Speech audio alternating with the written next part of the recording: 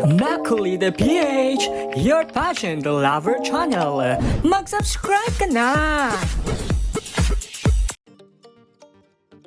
Nakakaawa naman ang sinapit ng isa sa pambato ng Pilipinas na si Imelda Schweighardt sa MGI All-Stars 2026. Sa kabila ng kanyang pagrampa sa preliminary swimwear competition, ay pilit pa rin niyang nilabanan ang sakit matapos mapansing may sugat umano siya sa kanyang paa.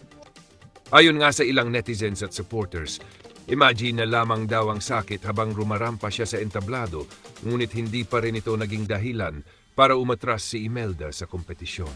Makikita pa rin kay Imelda ang kanyang professionalism at dedikasyon bilang representante ng Pilipinas. Kahit may pinagdadaanan umano siyang physical pain, ipinakita pa rin niya ang kanyang confidence at determination habang rumarampa sa stage. Dahil dito, marami ang humanga at mas lalong naawa sa kanyang kalagayan.